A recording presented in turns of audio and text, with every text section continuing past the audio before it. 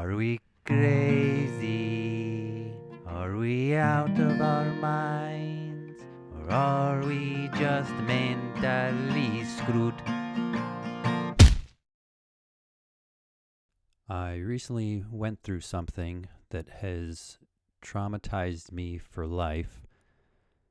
I'm in recovery and therapy, so I am here tonight to share my story in hopes that I can help at least one of you avoid this horrific situation that I was put into.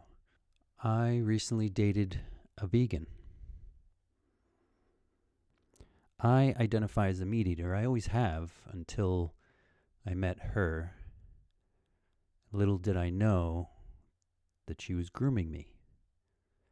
I guess for you to truly understand what happened here, let's go back to the beginning.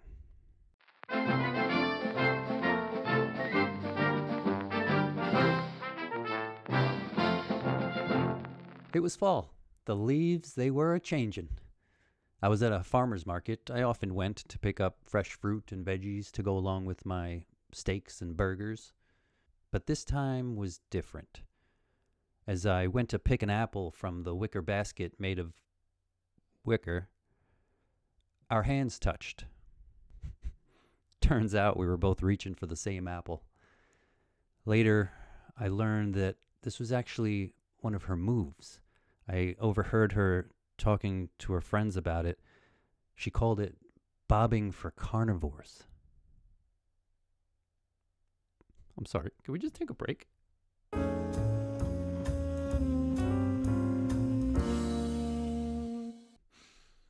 So, we were both at the farmer's market, and our hands touched, our eyes met, and I said something like, "Looks like we both have good taste in produce." Then she said, "How do you like them apples?" She was so witty. So I bought the apple. We sat on a park bench, shared the apple, and talked the day away.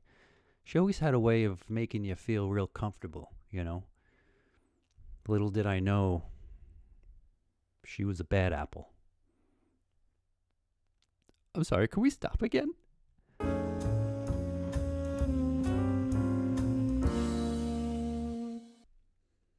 So she did mention that she was a vegan, and I didn't think anything of it.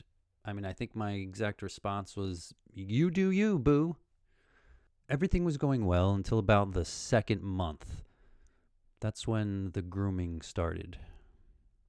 It was little things at first, like she increased the amount of vegetable emojis she would use in her text messages. Then it was memes. For example, there'd be one of a cartoon Brussels sprout wearing sunglasses, holding up a peace sign, and the meme would say, "Every day I'm Brusselin'." Or another one was a cartoon of a chili pepper shivering, and the meme would say, "I'm a little chilly." At times, our pillow talk was about our favorite fruits, vegetables, and legumes. She once asked me how many girls I've had salads with. The first time I saw her true side come out was when I told her that I thought lentils were just okay. I had said that I thought they were kind of bland. At that moment, her eyes changed and this look came over her face that I've never seen before. I can only describe it as darkness. She just yelled so loudly at me that lentils need to have more recipe options. I just thought she was really passionate about lentils. After that, the challenges started. Small challenges at first.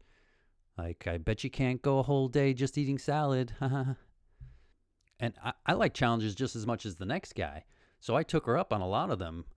She always just had a way of making you feel so special after completing them, you know? But then those small challenges became larger ones. Larger challenges with larger rewards. She would make promises, like if I ate vegan for a week, she would reward me with certain acts in the bedroom. Then 1 week turned into 2, then 3, as she would up the ante each time. Before I knew it, it was 3 months with no payoff. And by that point, I mean, I was in such a fog. I was so dazed and weak. I couldn't even think straight. I didn't even know what was going on. I remember she would tell me not to tell anyone about our little challenges, that it was just our little secret. It was nobody's business. It was like just a bond that just her and I shared, and it wasn't for anyone else to know about. I'll never forget the day that it all came crashing down. I was standing in front of the open fridge, just looking at all the shelves and drawers full of fruits and vegetables and vegan concoctions. And that's when it hit me. Vegans are worse than serial killers. This fridge was filled with decapitated heads of lettuce and artichoke hearts. Vegans uproot these living life forms from their soil homes. They yank and snap them away from their communities of trees and bushes. Still living, but weak.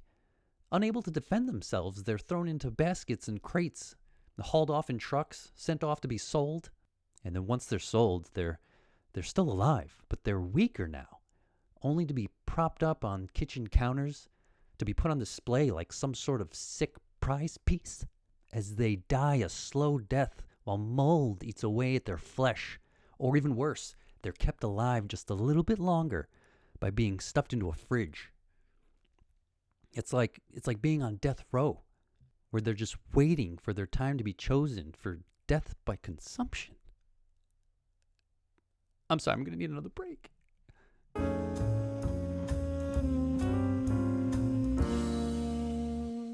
So I had to wait for the right opportunity to make my escape. So the next time she went off to work, I packed up everything as quickly as I could. Then as soon as I got to the front door, I paused for a minute. And in that moment, I realized how deeply she had me brainwashed. Because I turned around and I went back into the kitchen to grab a banana for the road. I'm sorry.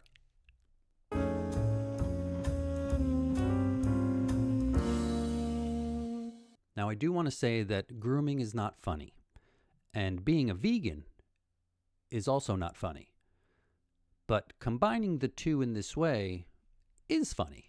I do feel that grooming isn't really the best term to describe what it is. Because girls like to get pampered, like their hair done, nails done, mani-pedis, that's grooming. But when someone normalizes inappropriate behavior with a minor, that's also grooming. We need separate terms. We need something more definitive for someone who's a groomer, like a tricky Ricky. Let's try it out. You tell me which term gets the point across better, okay? Sweetie, that man was grooming you. Or, sweetie, that man pulled a tricky Ricky. Tricky Ricky. Tricky Ricky. Tricky Ricky. Tricky Ricky. Tricky Ricky. Tricky Ricky. Pulled a tricky Ricky on you. It just seems to hit better. I don't know. And I know what some of you are thinking. What about all the nice innocent Ricks out there? Their name's going to be tarnished. It's never going to be the same. Well, you didn't seem to really care about all the level-headed Karens out there. Bear with me, guys. I just have to do a quick ad read for one of our sponsors. Have you ever wished that you could get high with your puppy? Well, now you can. With Puppy Edibles. That's right. Edibles for puppies. Together, NASA engineers teamed up with top science people and that guy they call Wolf who lives down the block to create the first low-dose, safe-for-puppies edibles. Do you have a puppy that cries all night? Well, Puppy Edibles will have your puppy sleeping like a baby puppy should be. Do you have a hyperactive puppy and hate leaving him alone while you go off to work only to come home to find your place ripped to shreds? Puppy Edibles guarantees that you'll find your puppy in the exact same spot that you left him. Or maybe you have a puppy who will only eat expensive dog food. That can get pricey. Well, Puppy Edibles guarantees that your puppy will be on a Twinkie and Starburst diet in no time. Puppy Edibles, from man's best friend to man's best stoner buddy. Puppy Edibles. Get your Puppy Edibles today anywhere that black market products are sold. Warning, this product may cause some side effects. Short-term side effects that your puppy may experience are red eyes, dry mouth, or giggling uncontrollably. Stop using this product immediately and contact your veterinarian if your puppy starts showing long-term side effects such as gaming and/or constant unemployment. Are we crazy? Are we out of our minds? Or Or are we just mentally screwed?